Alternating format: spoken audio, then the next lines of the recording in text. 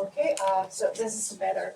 So today is a review session about probability. I have a debate about how much I should review because I think maybe because of a big class we're having for this course, some of you may already have a very good understanding of the basics of probability, but some of you maybe not. So just to give me a rough estimation of what you know and what you don't know, can you tell me who knows about event space? Raise your hand. Event, sample space, event space. All right. So who already learned about Gaussian distribution? What's the form of Gaussian distribution? Raise your hand if you do know. All right. So who knows Bernoulli distribution and the differences of Bernoulli versus binomial? Raise your hand. The differences of Bernoulli versus binomial, and also multinomial distribution. Who knows multinomial distribution? Okay, and the differences of binomial versus a multinomial. Okay, who already learned about maximal likelihood estimation, MLE? If you do, raise your hand. All right. And who already learned about conditional independence? If you do, raise your hand. All right. Okay. So looks like this is from higher to lower, and there are fewer and fewer students covered the concept there. But I'm going to give a really quick, rough overview of the basics. So normally in the machine learning course, this is not covered. But I feel this is extremely important for you to shift from the functional perspective we learned in the linear regression and SVM. So everything we learned before, as long as you understand what is a numerical function, you can understand those very easily. But from now on, we need to shift to each one of the algorithms we're going to introduce has some kind of connection to the probability there, or the basics of probability. And without a deeper or precise understanding of the basics, it's really difficult for you to have a solid understanding of everything we're going to cover from now. Because next class, we're going to cover logistic regression. Without understanding what is Bernoulli, you can't understand the loss function of logistic regression at all. And then we're going to move to, so if you can't understand basics of logistic regression, it's just almost impossible to understand about neural nets, because in the end, neural network, it's just a composition of multiple layers of logistic regression plus some nonlinear layers to compose them into a bigger model.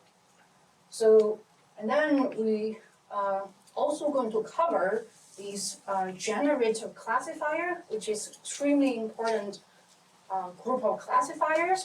The whole foundation of generative classifiers are probabilistic modeling.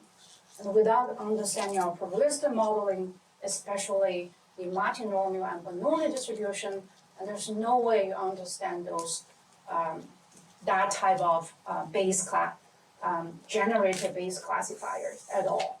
So one of the homework 5, is you have to implement a generative base classifier from scratch. So that's means you have to understand the basics, how to estimate parameters from data to estimate those probability distribution. So all right, so this is the reason why I put the probability review here. So in the beginning of the course, I skipped the basics of matrix or linear algebra because I think for that review and the graduate level should already have a good understanding there. But for this one, even for the master level, I'm a little bit hesitant about should I skip it or should I still have. So I decide to use one hour to cover. All right, so the bigger pictures. So what is probability? In one sentence, it's just those type of model trying to see how data are generated. It's from model to the data, and the other way is from the data to the model. It's a procedure normally called estimation, learning, or statistics. So this is the bigger picture, how your position of all those concepts you normally learn. And actually inference or prediction is also from model to data or prediction. So when we normally see, we have a machine learning model, and we're trying to predict something. So it's not observed data, but it's just when you have a model, you try to predict on the new data. So to the data. So yeah. So model to data is the data generation process. Data to model is the model estimation or model learning or estimating statistics or moments from the data. And probability, I'm going to skip all those you should read by yourself, and these are the important concepts that you should know about probability. So just to, about probability, like accounting, basics, discrete versus continuous, and tail bounds or central limit theorem. Maybe this is a little bit too much, but I guess maybe some of you already learned this in your probability course before. Statistics normally cover MRE, Bayesian estimation, hypothesis testing, or those kind of regression model actually covered in the beginning of this course belongs to the statistic, and you can even think machine learning is part of the statistics from this perspective, because we are trying to estimate the model from the data. Okay, probability. So there are different views. There are frequentist view or uncertain Bayesian views. So most likely what you learned, it's about if you can count, what's the ratio of the event happening versus the full. So, but for some events you cannot count, it's based on domain knowledge. So you can think about it more a measure of uncertainty. So I'm going to skip very quickly. So the whole event, the whole sample space is maybe 1, and if you your specific event happening is the area can be represented as the area over the full.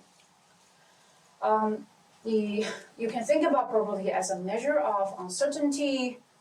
It's measuring how certain a specific event taking place. So in this one, it's more like the area of the red boxes. If you throw in a die, and how likely my die hit the head. This is the region that die going to hit, and this is all the regions that your die will be likely to reach. And then event space. So event space is the set of all the outcomes that, for example, when you throw in the die, there are 6 outcomes. 1, 2, 3, 4, 5, 6. It's the event space. And the specific element there is called the elementary event.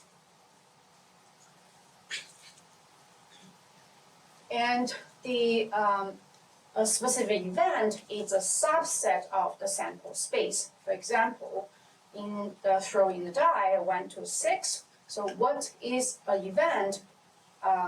What is the even event? In fact, even event is a subset including 2, 4, 6, right? Because it's an even number from the throwing the die. Then the P even, it's 1/2, so assuming every phase has uniform probability, you're throwing the die. So again, just the concept, sample space, it's a set of all the outcomes. Event space, it's a subset of a sample space, and the event space is the set of all the possible events. So in the event space, it can include the empty event or the O event, which includes all the possible elementary events. It includes all that sample space O. So yeah. And what's the probability? Probability is a definition over the pair of that sample space and event space. And it's just every event has a probability, and the event is a subset of the sample space. That makes this axiom, right? The probability is bounded from 0 to 1. And if two events are disjoint and their union probability is a summation of first event plus the second event. So this is just trying to show you probability is always 0 to 1 from the impossible, which is the empty set, to certain with the sample space, and things in the middle are unlikely to likely, or there's even chance in the middle. And the other is this extension of the disjoint decomposition. Your sample space can normally be decomposed into this the union of the multiple disjoint events. Then the probability of that sample space O, it's a summation of all this together, which is what? So what is PO? O is the sample space. What is the probability of sample space? 1. This is all pretty elementary. I hope it's this kind of retrieve your memory from your undergrad probability course. And then, this is if the A and B2 event, remember events are subsets, right? In the end, it's about two sets operations. Everything here is set operation because event is a subset of sample space. So if A and B2 subsets, they are not disjoint, they have overlap region, intercept regions, then their union is PA plus PB minus PA and B. So this is the most basic OR operation for probability. And then it's also extending to the NOT operation for probability, right? P not A is because A and not A are disjoint events, and their summation is O, it's sample space. So that's why P not A is equivalent to 1 minus PA. Very, very basic.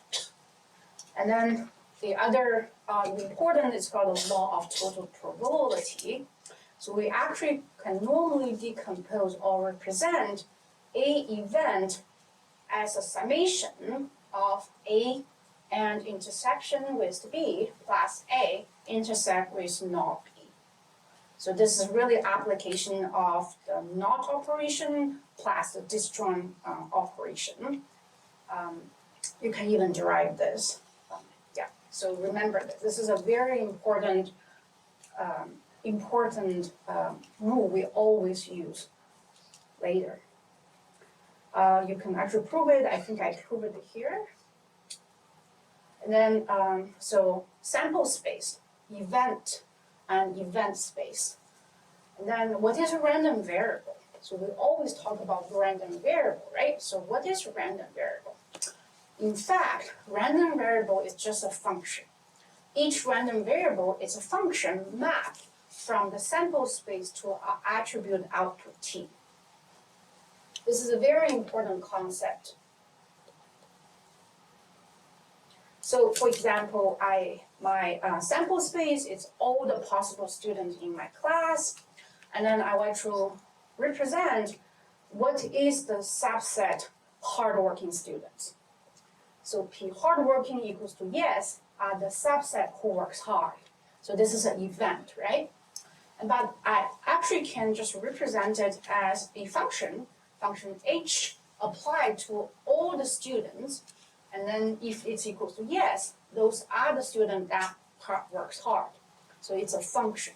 It's a function map each elementary event to an attribute output. For example, h is a random variable. You apply that random variable, then you essentially split your sample space into yes or no. And that's exactly pH, how it represented, like pH equals to yes, or pH equals to no, and h is a random variable. So this is one kind. There's other kind like p grade, the grade of all the class in this, all my students in this class can be grade A, or grade A plus, or grade B. So that's the other way to split my sample space through this function. It's a grade function. So in the end, random variable is a function on the sample space. It maps the elementary event in the sample space into some output attribute set. And that attribute set, the output is exactly the random variable's values. So pH equal to yes, or pH equal to no, pg equal to A, pg equal to B, or pg equal to A plus. So, question about this, because we always talk about random variable, right? So what is a random variable? And remember that it's a function on the elements of the sample space. All right. So, and there are a lot of different notation to represent random variables, and we normally use uppercase letters or names for random variable, or lowercase letter to represent the values of the random variable, right? So what is random variable? It matches this elementary event into attribute sets, and the values of that output attribute set is the random variables, the value. So for example, gender equal to male, or gender equal to female, it's one random variable, or a major, so what's your major, it's another random variable, or a grade is a random variable, or height, it's a third, it's also a random variable. It's a function applied to that elementary event. All right, so in general, we have either discrete random variable or a continuous random variable. So the thing is decided by that output attribute set. If that attribute set is discrete, and that's discrete random variable. If the output attribute set, attributes its continuous values, it makes a continuous random variable. So if x is a random variable, it can only take exact one of the value from this. You can think about this in a vocabulary or a dictionary. So so this is really just apply everything we learned before, the OR operation, and a NOT operation, and the total summation operation on this random variable created event space. So everything we had before, those are properties on the event space, and random variable is just a function project elementary to the subset. That's why everything you learned in the event space, those axons, those properties, all can be applied on the random variable too, because that fundamental relationship, functional mapping relationship.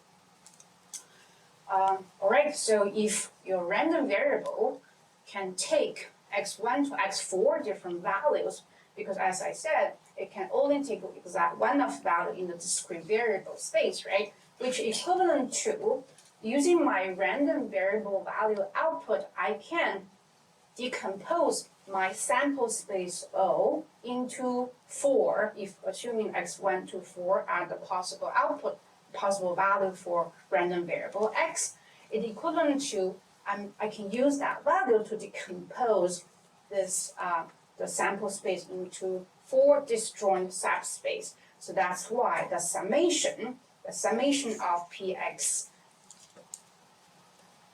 summation of I from 1 to, assuming it's 4, or in this case, p, use capital P, x equals to xi equals to what? 1.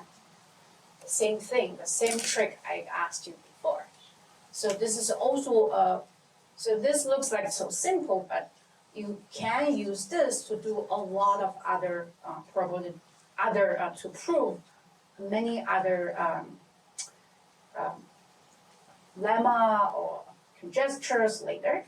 So what is the typical discrete random variable, for example, Bernoulli or binomial, as I asked you? So this is 2 different scenario. You're flipping the coin.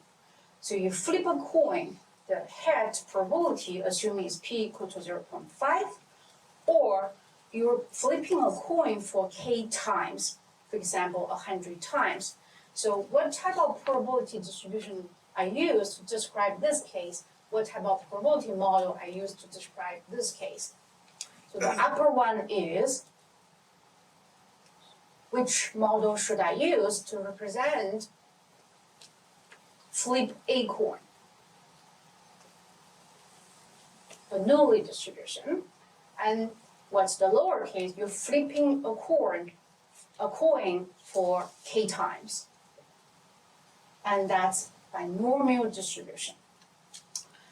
So flipping a coin, the generated event space is what? So the value is, there are only 2 outcomes now, right? So again, random variable is to project into a attribute output space. And the most important is what are that output attributes. So flipping a coin, there's only 2 cases output, head or tail. And this is my value, h and t. And then what I need to care is just h and t. However, for this lower case, it's about flipping the coin k times. And you have to know the k times. And this represents the number of, what you need to care is the number of heads over the k times. So this is the Bernoulli distribution normally used to represent this, and the upper is it's representing a binomial binary random variable, and the lower represent an integer random variable. So the upper is a binary, and the lower is integer. So which I'm trying to represent is this number, p number of heads. And the outcome is 1, 2, until k. And here I only care about head or tail. There are only 2 cases. Okay. I hope this is clear to clarify what's binomial Bernoulli distribution are representing and what's the binomial distribution are representing. All right, this is only really basic and should already be covered in your probability entry course.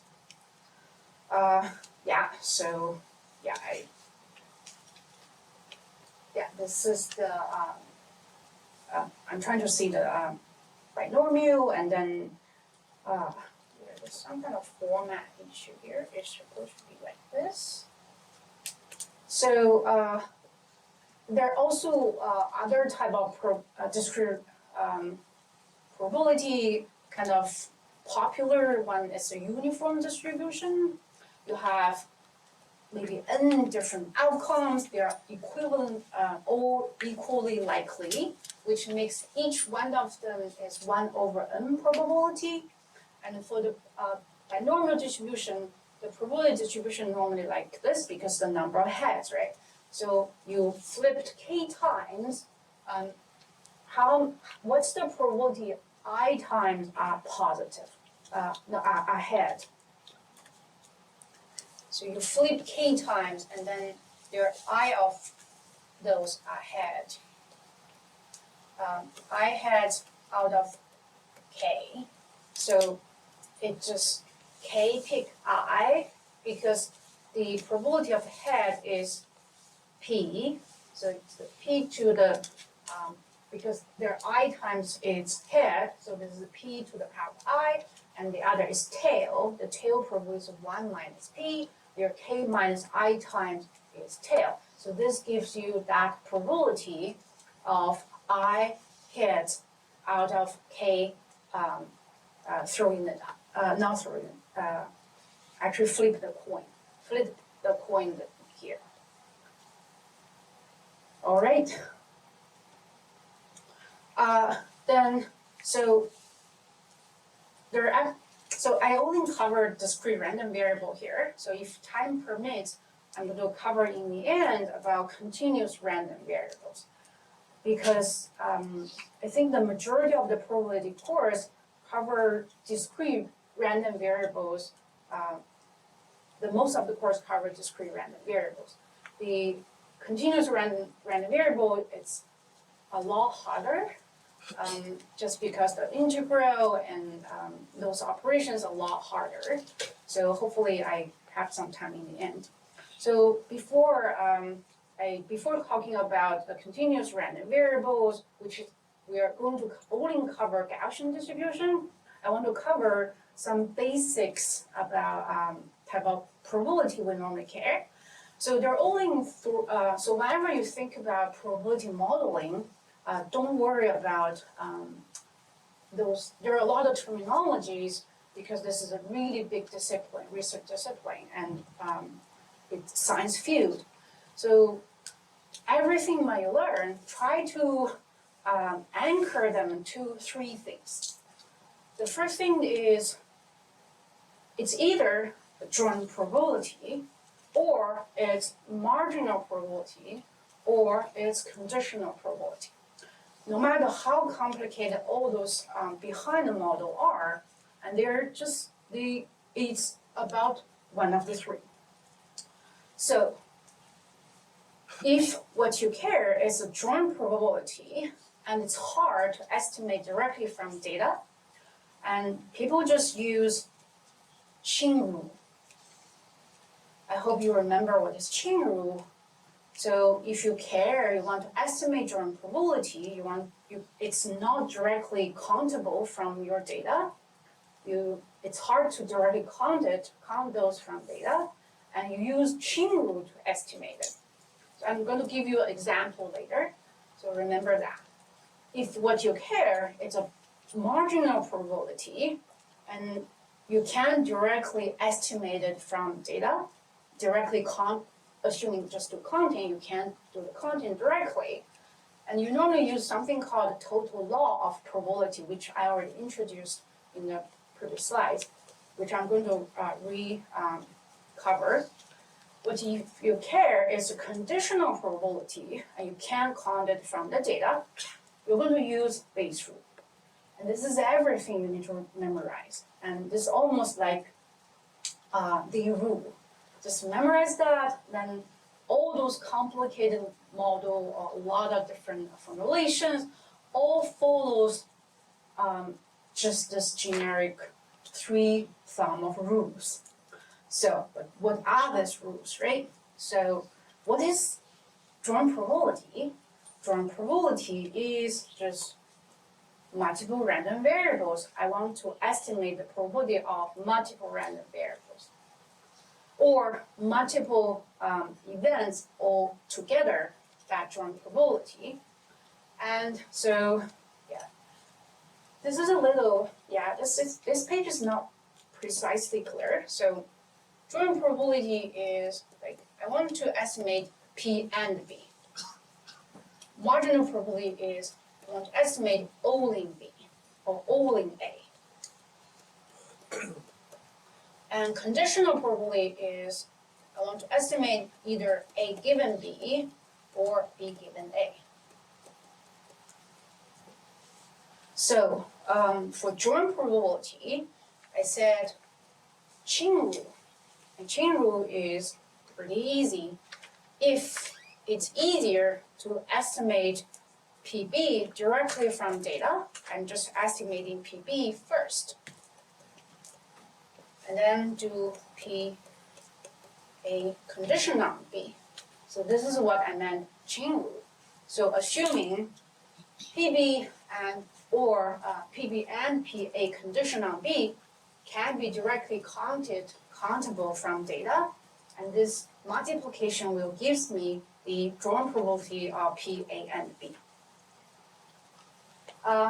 Then let's see the marginal probability. The marginal probability is, we normally use that PB and A plus PB and not A. So if directly estimating PB is hard, I'm going to make use of, this is called the total law of probability.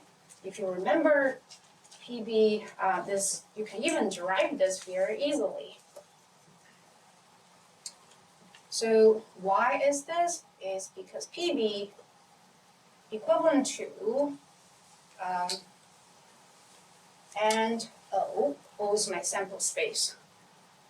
And it's an AND relationship. And this equivalent to A and not A. And because they are disjoint operations on the sample space, which I already proved before, so feel free to check out that page. I did derivation, and then that's the reason why you can derive this. Yeah. So this is because maybe PB and A are easier countable, and PB and not A are easier countable. So I'm using this total law of probability to estimate marginal. All right? So now let's look at conditional probability. So assuming I'm trying to estimate PB condition on A, it's not directly countable. I'm using Bayes' rule. So who still remember what is Bayes' rule?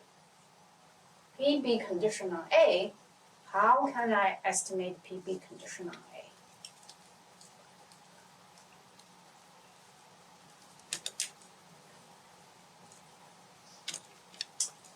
So let's actually just use the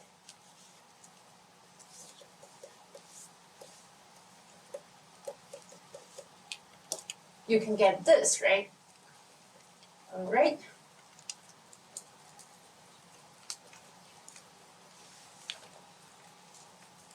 So because PB and A, it's hard to directly estimate from data.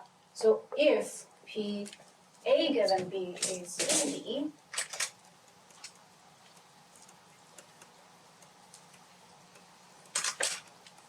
and this is normally what you learn, I think, from about the way of how Bayes' rule is introduced. But this all sounds like just a reformulation of this, right? It's nothing special at all. It's a reformulation of this and plus this. All right, so let's go to see an example. So I'm going to skip a lot of this because I cover quickly and you should read by yourself. All right, so let me make an example now. Assuming we are given a dark box with 3 red balls and 1 blue ball, which makes the RRRB. So what is the probability of drawing 2 red balls in the first 2 tries?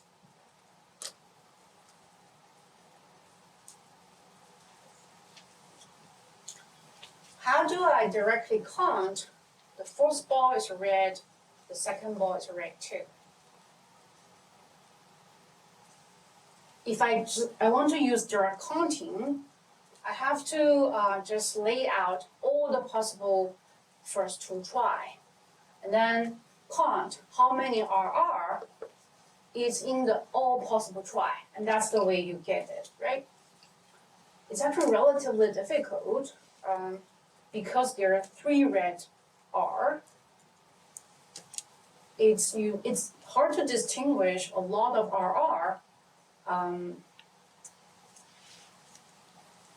But it's much easier to decompose this into a chain rule-based formulation is.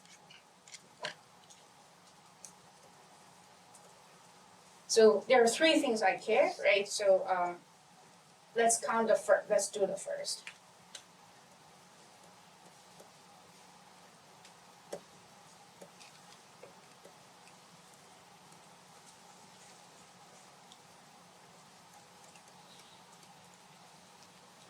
So what should be the second factor in this multiplication?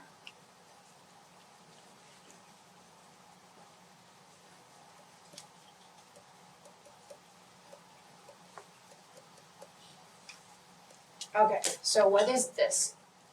So the first try is a red ball, second try is a red ball. I decompose it using the chain rule because it's not that easy to directly count it, but it's so much easier to do these 2 numbers. So what is the probability of the first try, the first draw is a red ball? You should even learn this in your high school, I think. What's the probability of the first try is a red ball out of the RRB?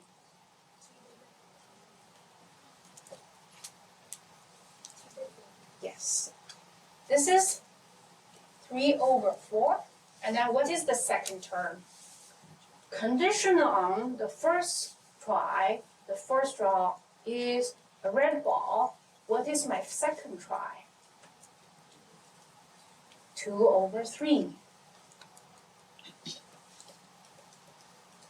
This gives me 1/2, which is really easy to do the calculation, right? Because the first try, there's nothing conditional on, and it's really just counting. There are 3 red balls. Sure? Here, part of the question should specify if you're doing this with or without replacement, right? Yes, good question. We don't put it back. We do not put the first, if I draw the ball, I'm not going to put it back to do the second ball. Yeah, you're going to put aside. Yeah.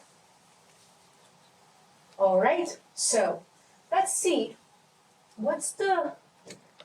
This is a joint probability, right? And this is a marginal probability. What is my second try is a red ball. How do I calculate this? Can I directly count it? Just do counting.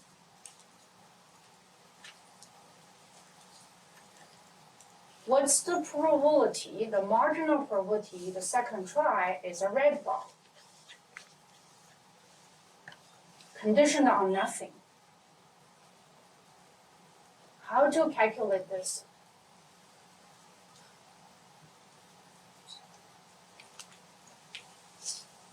All right, so let's go back to what I just said.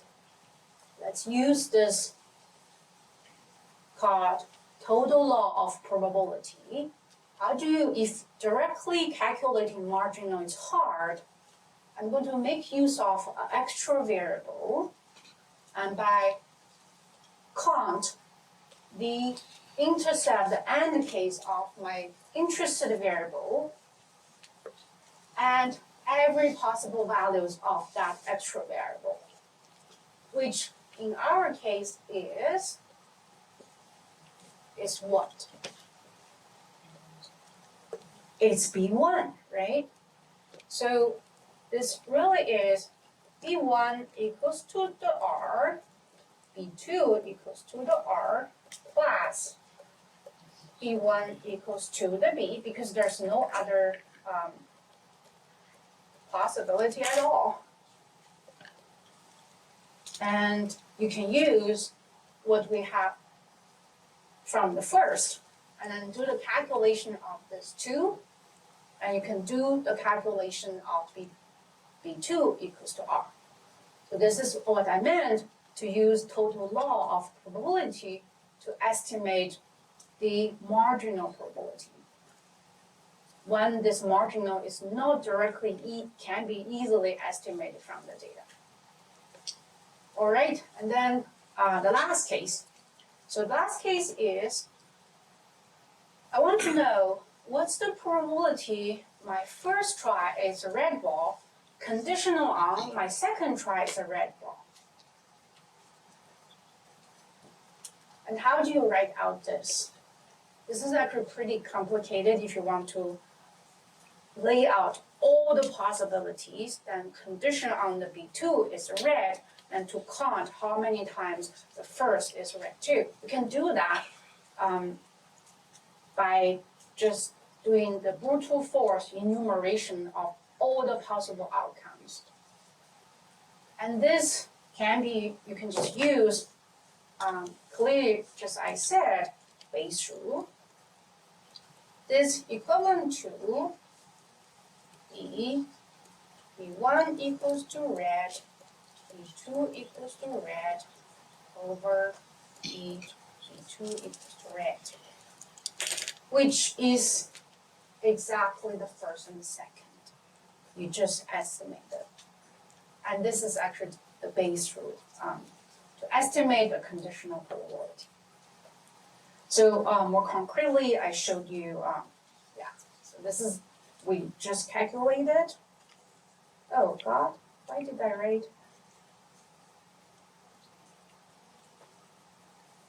Red. That's so weird. Yeah. Oh yes, it's correct. Okay, it's correct. I did correct. Okay. So 3/4. Yeah, I was trying to show B1 equals to B. The black ball is 1/4. And this part is 2/3, and then this is 1/2. And this is the marginal probability. You do B2 equals to R and non-conditional joint with B1 equals to R, B1 equals to B. And then it's, because this is joint probability, similar to the first we did, then you use chain rules to decompose this B1 times B2 conditional on B1. This is the first try is red, and this is the first try is black, and then it's very easily, it's, in this case, B1 equals to B is 1/4. So when the first try is black, and then the second try is red, is probability. Because when your first draw, you already got the black ball, and then the second ball absolutely will be red. So that's why this probability is 1. So this is the marginal probability PB2 equals to red. Okay, question about this? These 3 examples give you a real nice intuitive way to use the rules. And also why? Why do we use the rules? Question about this? All right, so, and then the last one is that harder conditional probability. It's PB1 equals to R, condition on PB2 equals to red. And then because it's much easier to do the calculation of B2, condition on B1, so we're making use of Bayes' rule to get the joint probability in the denominator, and then the denominator is the marginal probability, and this marginal probability is also hard to do the calculation. That's why you use the law, the total law of probability, and then you decompose it with this both the B1 equal to R and B1 equal to B case, which is this page. So kind of memorize. So what is PB2 equals to R? It's in the denominator. In fact, it's a decomposition of B1 equal to R, B2 condition on B1, B1 equal to B, B2 conditional B1. Let's look at this. This upper denominator is B2 equals to R, conditional B1 equal to R, and the denominator is, put the previous page here, so I want to show you the full thing because this is the most classic way to use Bayes' rule.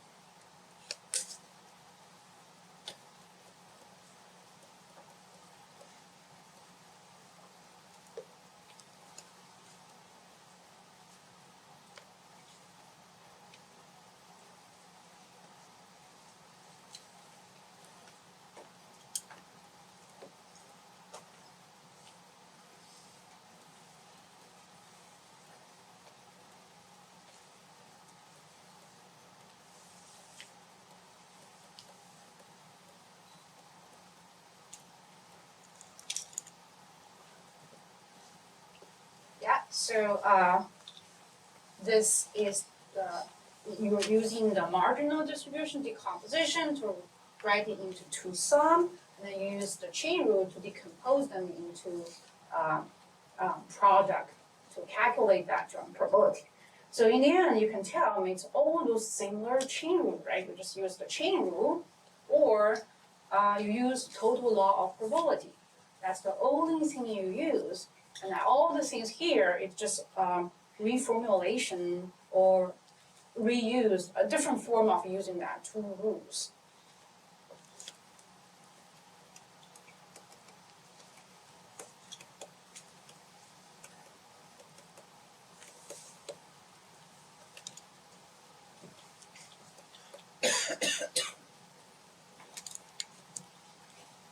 Okay, question of this. This is extremely important.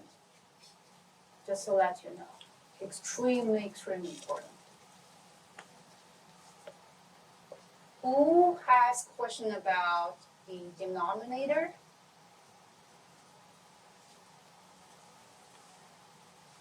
Yeah, so this is just chain rule, and then this is just total law probability, and then use chain rule to apply on this drum probability, and then you get how to directly estimate each of those from data. Then you get this difficult to estimate conditional probability from the data.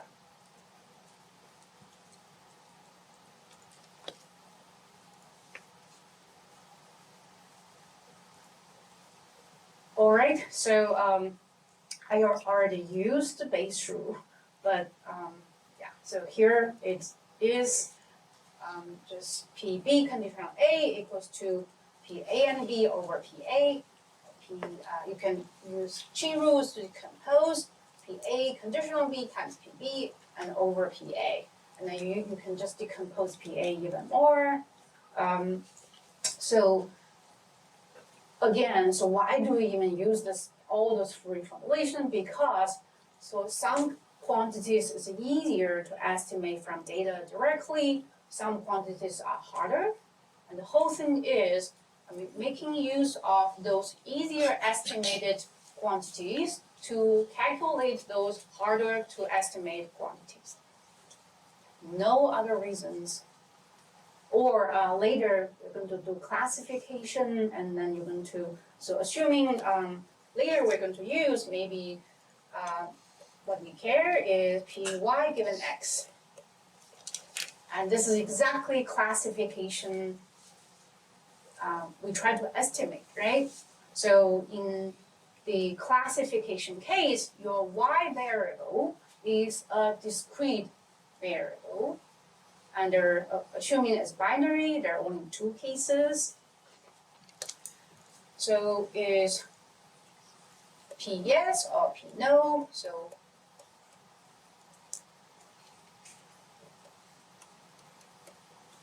So how do you get this? So if I know Py equals to yes, conditional X versus Py equals to no,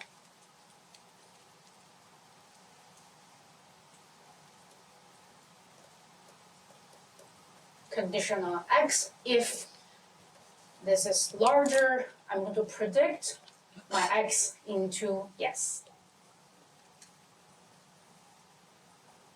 So, but how do you directly estimate py equals to yes conditional x, right?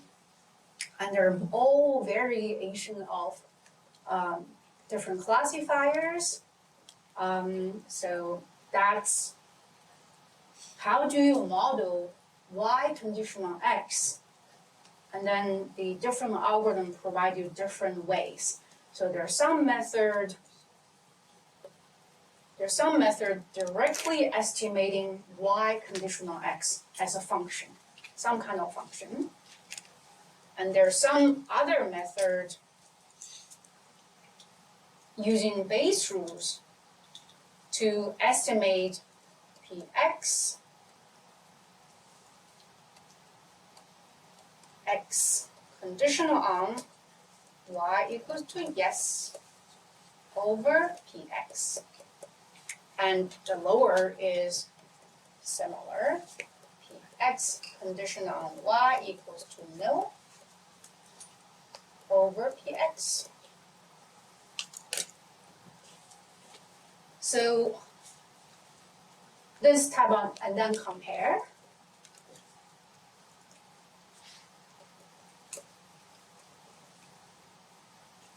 So then we're going to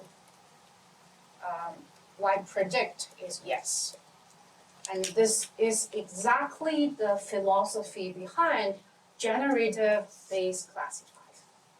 So generative-based classifier trying to estimate x conditional on each class possible output.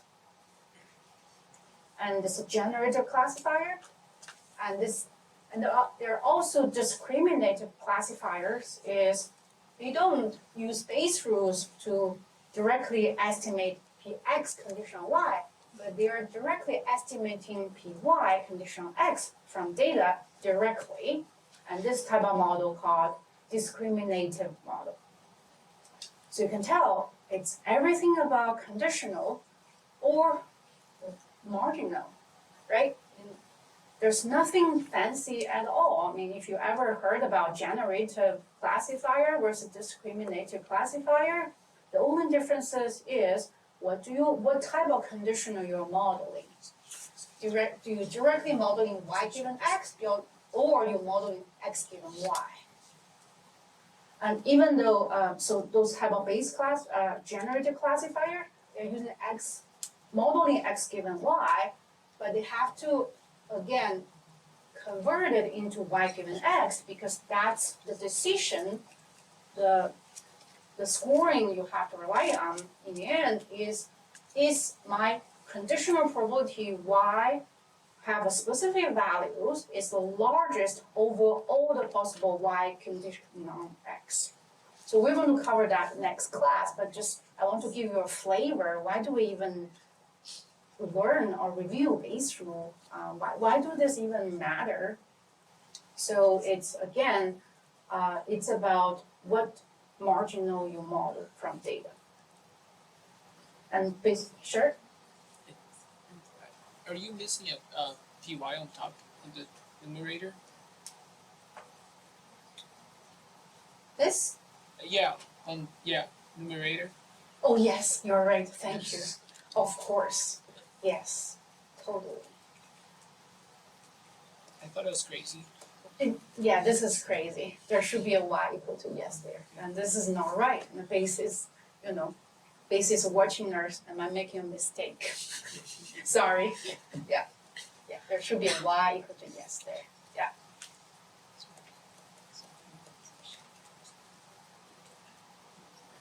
Yes, totally. Thank you. Yeah, it's a little tight. Sorry, just.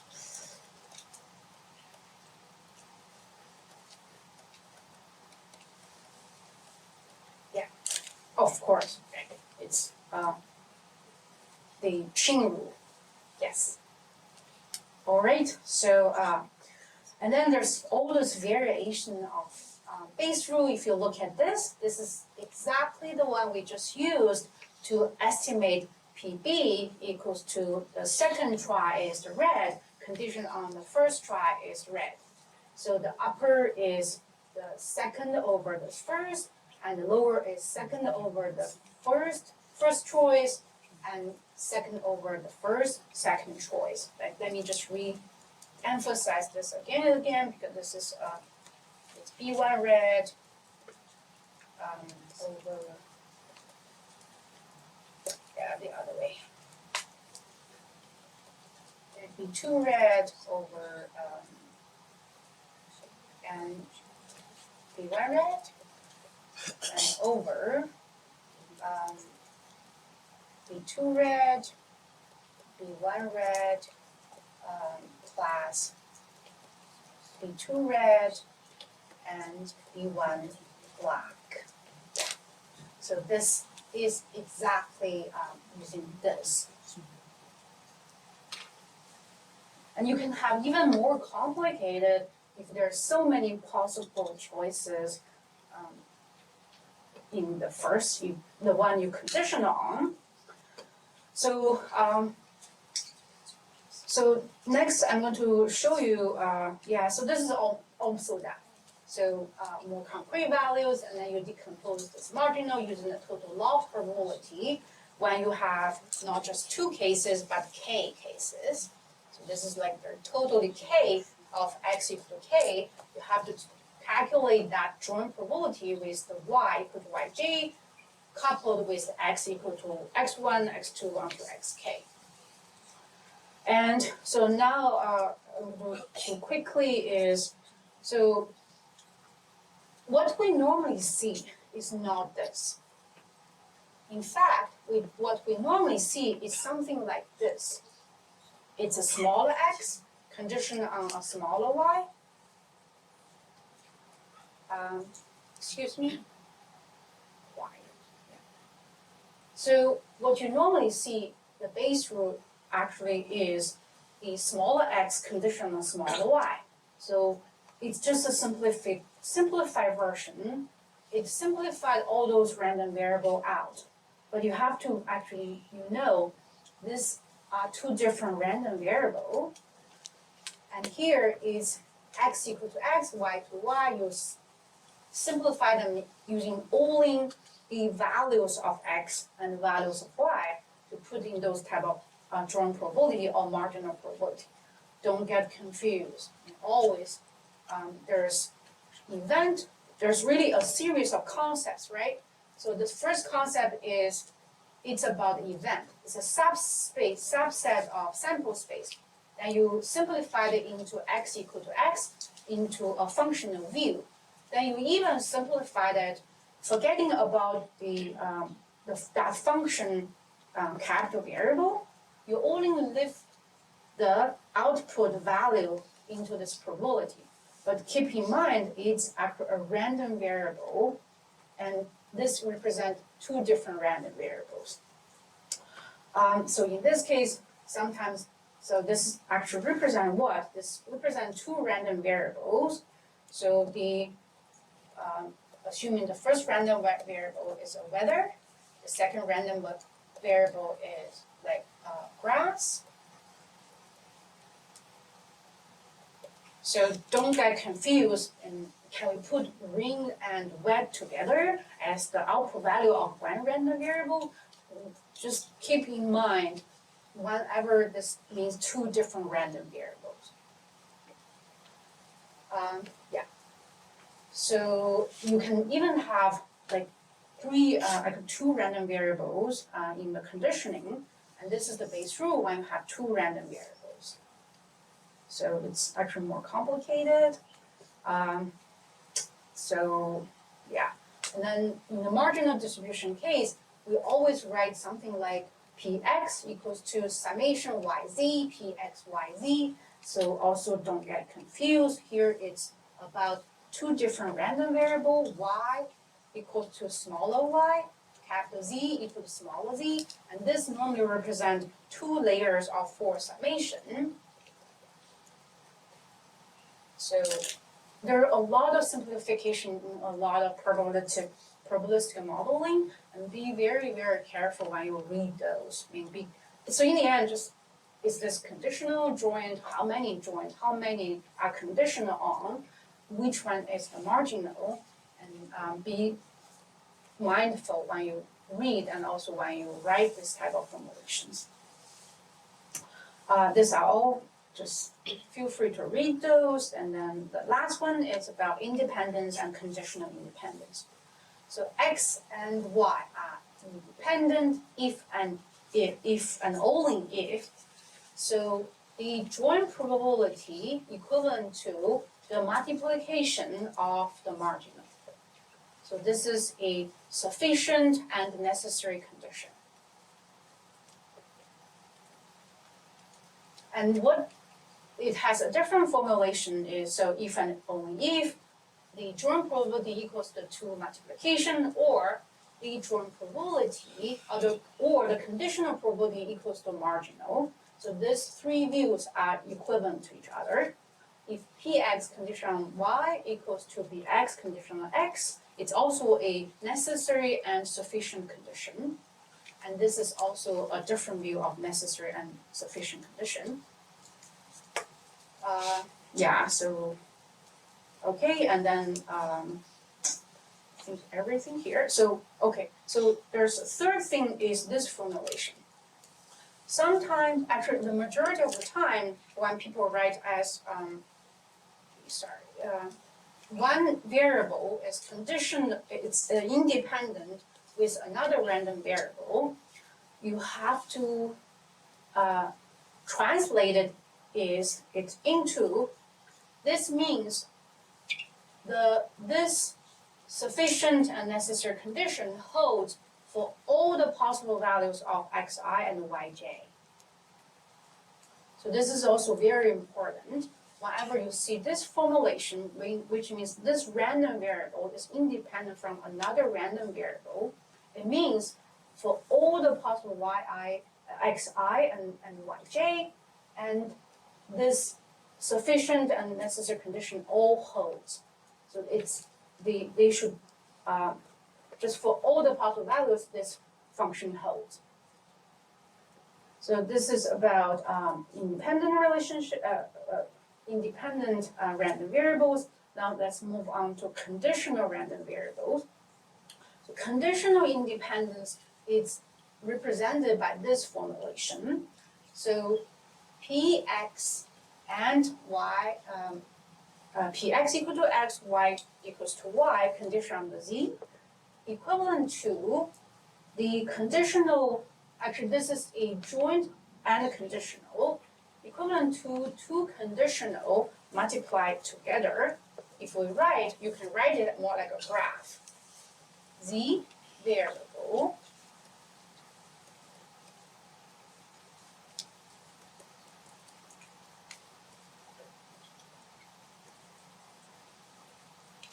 so this relationship is completely reflected in this graph. So the z variable is the parent of x and y, which means one after so the value of x doesn't tell you additional information about y when given the z. Yeah. So when given the z, these two are independent. However, this doesn't mean x and y are independent. So this is called conditional independence. They are independent to each other when conditioned on the z variable.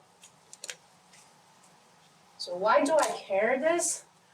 So one of the most important algorithm we're going to learn later is something called this. This is just a more concrete view, and then so just a summary. Independence does not imply conditional independence, and conditional independence doesn't imply independence. So why do I care about the conditional independence, which is this? So when I have the y variable, there's many models there's a group of models called naive Bayes classifier, which is this. So I have p different random variables, right? So each one of my features. So it's called a naive Bayes classifier. I can assume all the feature variables are conditionally independent from each other when given the y variable. So this is a very classic generative model called a naive Bayes classifier, which you're going to implement in the homework 5. And there's a reason why I'm assuming this. So in the end, this is assumption. It's assumption you're assuming on your model. So similar to what we had before, I'm assuming my model, a linear regression model, which means my y and my x is a linear relation with a linear relationship. Or I'm assuming my x and y is nonlinear or polynomial 2, polynomial 3, polynomial 4. In this type of probabilistic model, it's the same thing. You assume, you're making assumptions about the model. Similar to the regression, all those cases, what is the polynomial line? Here is what's the relationship among the features and to contribute to the y. So here, my assumption is there's no dependency relationship among features when I'm conditional y, and this is my assumption, which makes what? This is almost the simplest generative type of probabilistic model, modeling the classification. So we always start from simple case and go to complicated case, right? And this is the simplest case when we use generative model to model our data. And of course, later you can have much more complicated model. How do the x and xi related to each other? And much more complicated model. It's much more complex compared to this model I show you, and they are conditionally independent when given the y. Okay, I think that's it. So, so next class I'm going to cover maximal likelihood estimation and also Gaussian distribution.